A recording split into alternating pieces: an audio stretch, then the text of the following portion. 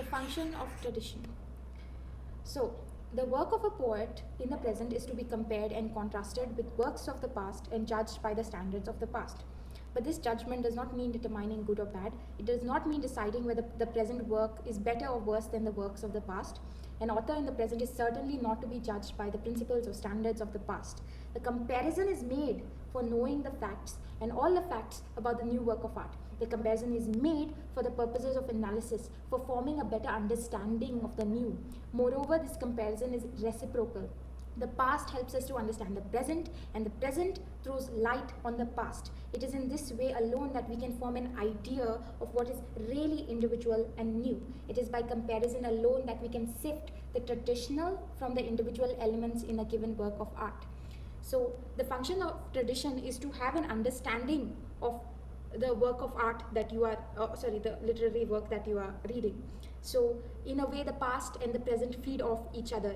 The way we view the past is sort of shaped by our present, and the way our present is shaped is by the past. So they feed off each other. And we need to have an understanding of the past to understand the present. And by having that understanding, we can sort of like sift the traditional, like we have a given piece of work, right? Like a poem or whatever. When we know the past, we can sort of identify the elements in that work which is coming from the traditional, from the ancients, and we can identify any originality or individuality. We can sort of separate those two in any given work of art. Now we move on to the sense of tradition, its real meaning. So Eliot now explains further what he means by a sense of tradition. The sense of tradition does not mean that the poet should try to know the past as a whole, take it to be a lump or a mass without any discrimination.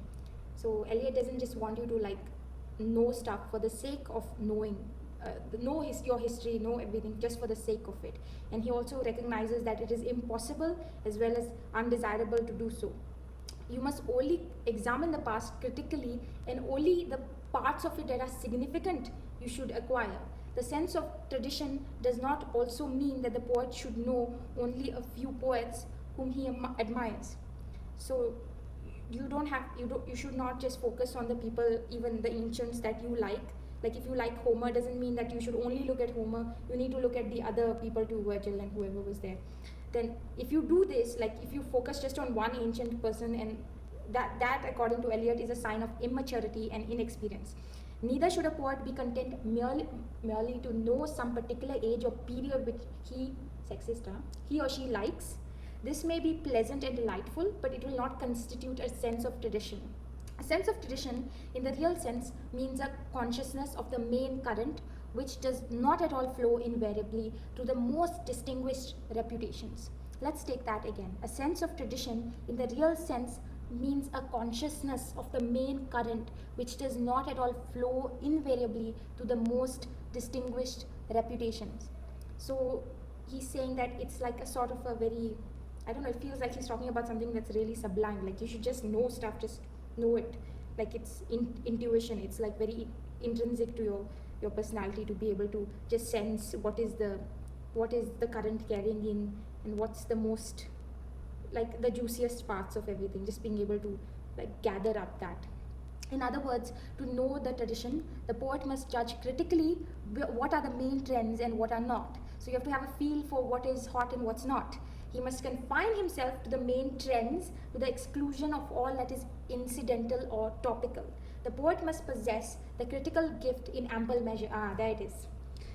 The poet must possess the critical gift in ample measure. So here this is something that's supposed to be into like something that you must just have.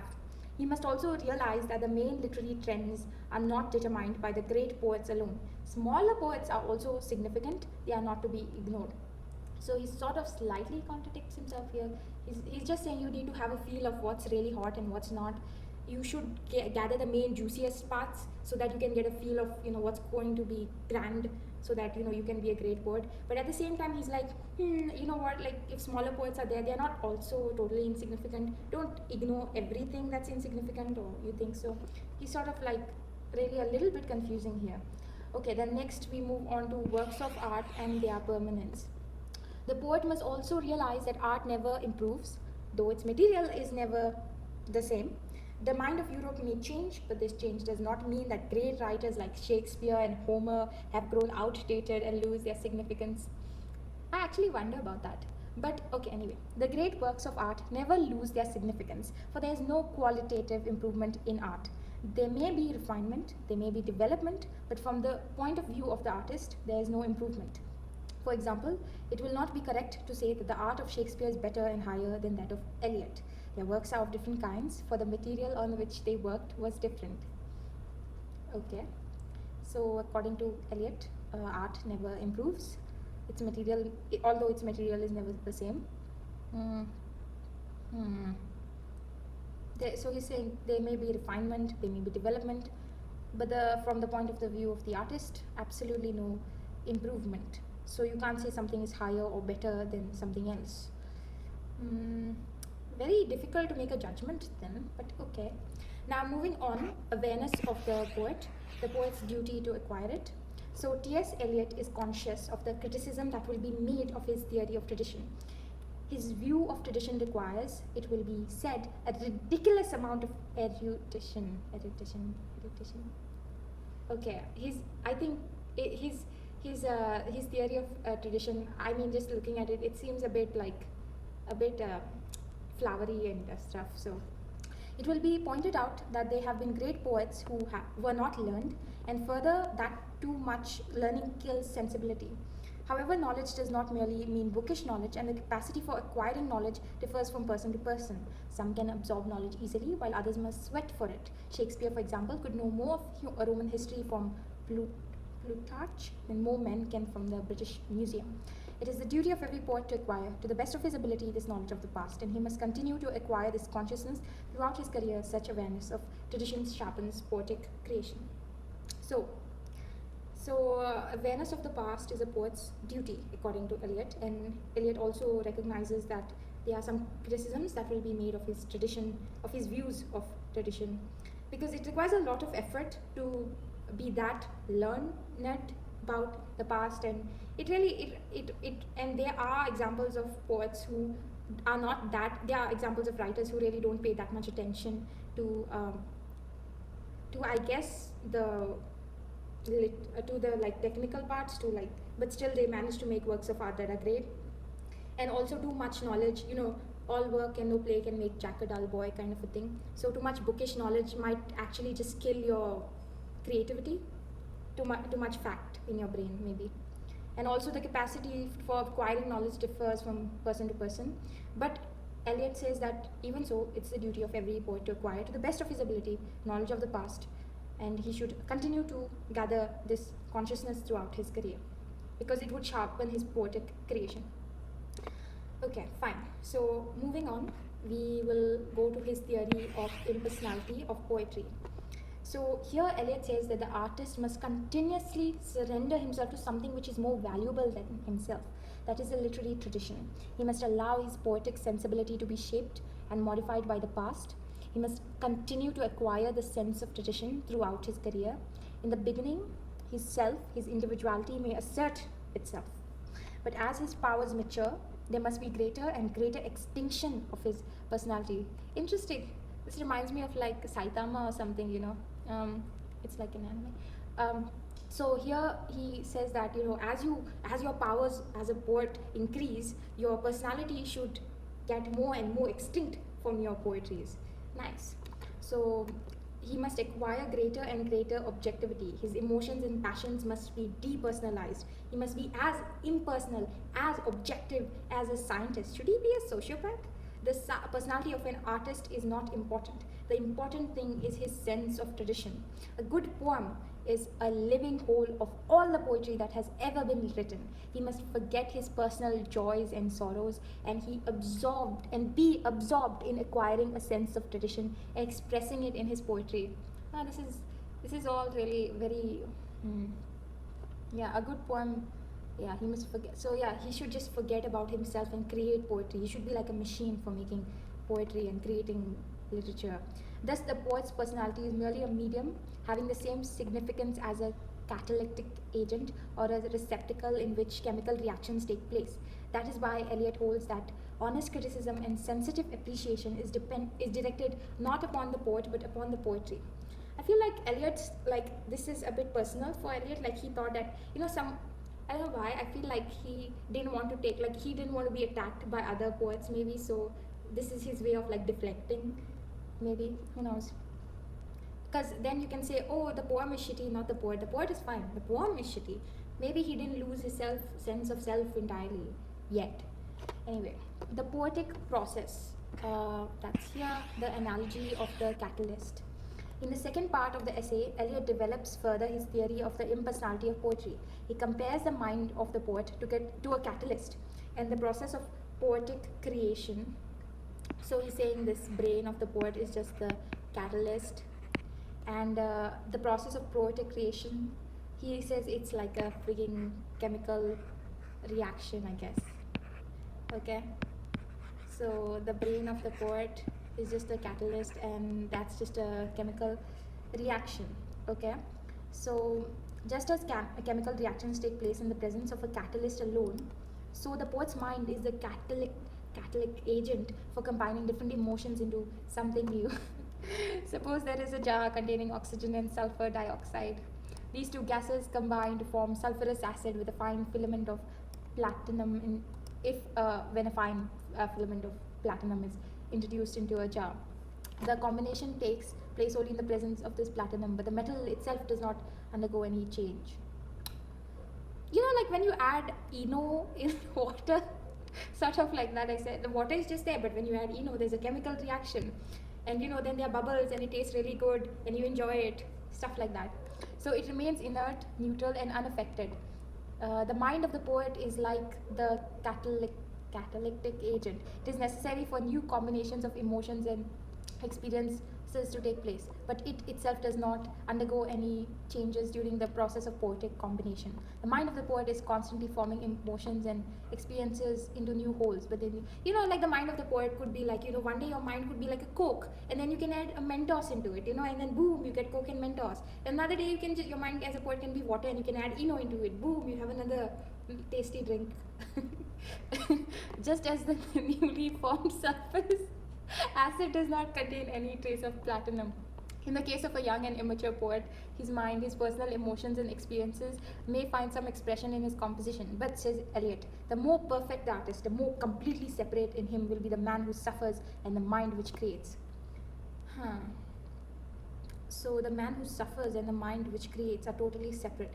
So the more perfect you are as a poet, as an artist, the more separate will be your pain and your work. You will experience your pain, but you will be detached from it in order to create your work of art. Nice. The test of maturity of which form the substance of his poetry, the man suffers, that is, has experiences, but it is his mind which transforms his experiences into something new and different. The personality of the poet does not find expression in his poetry. It acts like a catalytic agent. That word, catalytic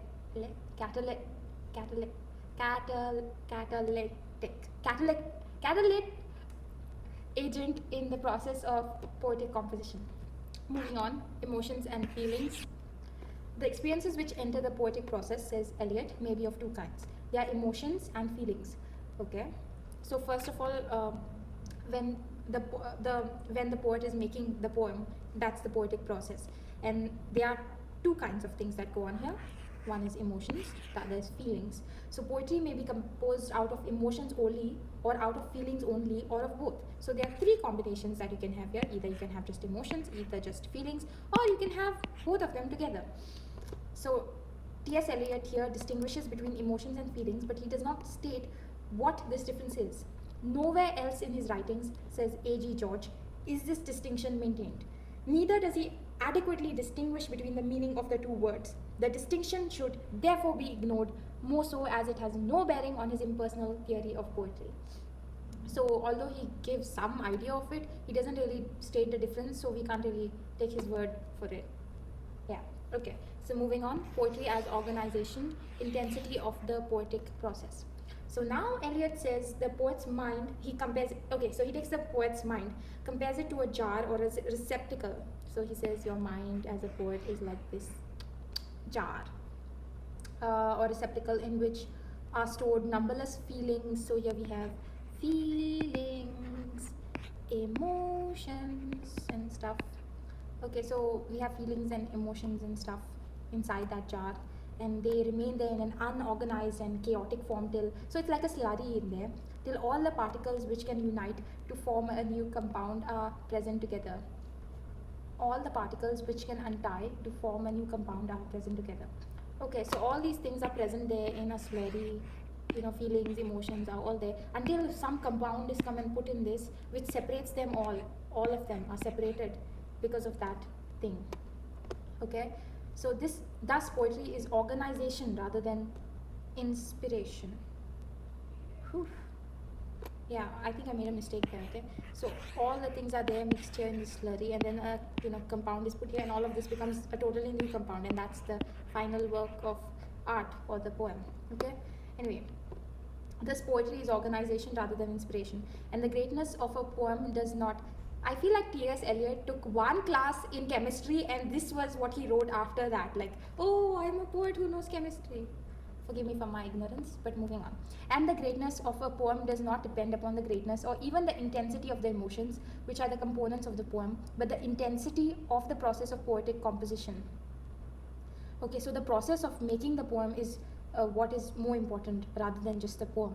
Okay, so just as a chemical reaction takes place under pressure, so also intensity is needed for the fusion of emotions. The more intense the poetic process, the greater the poem. Yeah, fine. There is always a difference between the artistic emotion and the personal emotions of the poet. For example, the famous Ode to Nightingale of Keats contains a number of emotions which have nothing to do with Nightingale.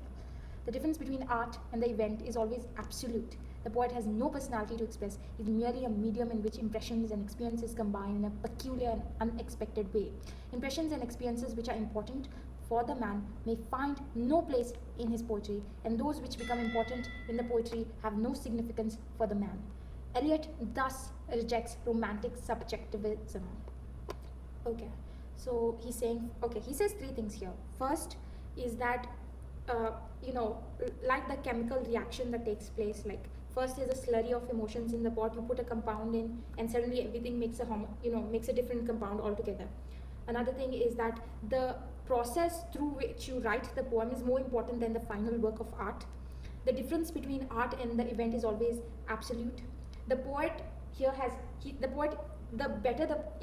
a truly great poet has, according to Eliot of course, expresses no personality, he's just a medium, and impressions and experiences combine, and then you have the work of art, but then you don't really see the person in that, so there's no reflection of the poet. We get that. So whatever is important to the poet, to the man, is not important or doesn't even show up in the poem. So there should be a stark line between being a poet and being a human being, with all your feelings and stuff. So whatever problems you have in your life, it should not spill over into your poetry, basically. Whatever you are should not reflect in your poetry. Anyway, so moving on to artistic emotion, the value of concentration. The emotion of poetry, it's different from the personal emotions of the poet.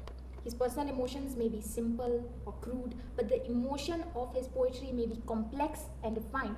It is a mistaken notion that the poet must express new emotions that result in much eccentricity in poetry. It is not the business of the poet to find new emotions. Something tells me that T.S. Eliot might not like Kubla Khan, or did he write that? No, he didn't. Okay, he may only express ordinary emotions, but he must impart to them a new significance and a new meaning. And it is not necessary that they should be his personal emotions. Even emotions which he has never personally experienced can serve the purpose of poetry. For example, emotions which result from the reading of books can serve his turn. Eliot rejects Wordsworth's theory of poetry having its origin in emotions recollected in tranquility, and points out that the process of poetic composition, there is neither emotion nor recollection nor tranquility. In the poetic process, there is only concentration of a number of experiences, and a new thing results from this concentration. And this process of concentration is neither conscious nor deliberate, it is a passive one. There is no doubt that there are elements in the poetic process which are conscious and deliberate. The difference between a good and a bad poet is that a bad poet is conscious when he should be unconscious, and unconscious when he should be, oh my god, conscious. It is this consciousness of the wrong kind which makes a poem personal. whereas mature art must be impersonal. But Eliot does not tell us when a poet should be conscious and when not. The point has been left vague and indeterminate.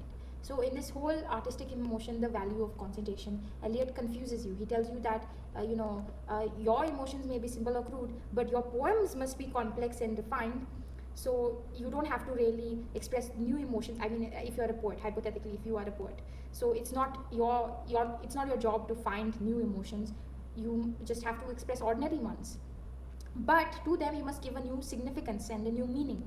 And yeah, you can even like put in emotions that you've never personally experienced to serve the purpose of your poetry. And yeah, he's also saying that he doesn't really like, he sort of rejects Wordsworth. He doesn't really believe in, emotions recollected in tranquility and daffodils and like tigers and sheep or whatever. And he thinks that that process that Wordsworth liked, right? Wordsworth was what, recollection of strong emotions in tranquility, stuff like that. He doesn't feel that it's like that. He feels that there's only concentration. So the poet, so you as a poet would experience a number of experiences, and from that, you will unconsciously, create a poem or a work of art. Um, okay, he says the difference between a good and a bad poet is that a bad poet is conscious when he should be unconscious, and unconscious when he should be conscious. Okay, so you're paying attention when you shouldn't be paying attention, and you're sort of like goofing off when you should be paying attention, sort of like that. So and it's this consciousness of the wrong kind which makes a poem personal, whereas mature art must be impersonal. So maybe you're focusing on the wrong emotions, you're focusing on things that you shouldn't focus on, which is making your art personal. And that is what Eliot doesn't like. He wants the art to be personal because according to him, mature art is impersonal. It has nothing to do with you, it's totally separate. I personally don't agree with this, but that's just Eliot. Anyway, poetry as an escape from personality and personal emotions. The poet concludes, poetry is not a turning loose of emotion but an escape from emotion. It is not an expression of personality but an escape from personality. Thus, Eliot does not deny personality or emotion to the poet, only he must depersonalize his emotions. There should be an extinction of his personality. This impersonality can be achieved only when poet surrenders himself completely to the work that is to be done. And the poet can know what is to be done only if he acquires a sense of tradition, the historic sense which makes him conscious not only of the present, but of the present moment of the past, not only of what is dead, but of what is already living. So that's the end of this. To summarize, we know that Eliot, as a critic, this was one of his best works, I'm assuming. He wrote it in a long time ago. When was that? So he wrote it in 1919, or it was published that time. It has 3 parts. The first part gives us his concept of tradition. So he feels that looking at the past and having, basically the crux of his whole book is that we must look at the past and at the present, and as a poet it is your duty to be knowledgeable about all these things. It is your duty to have that knowledge in order to know your place in the current timeline, in order to fit your work in better, in order to produce better work. You must commit to having that knowledge. He believes that there is a certain type of skill that goes on there. He doesn't think that it is like, he thinks that it's more objective in the way that the poetic process, he compares it, like he tries to make it a bit scientific, comparing it to the chemical reactions and stuff. And he says that it's a lot of work, but at the same time he confuses you by saying that it's sort of something that should come to you a bit as intrinsically, like you just know when you know, kind of a thing. And he doesn't really give like clear cut concepts. He just gives you this really vague and broad ideas to work with, broad concepts to work with. But overall, what he does say does make sense. He says that we have a relationship with the past, and we should value that relationship by getting to know it. And I agree with that part of what he is saying. Yeah, so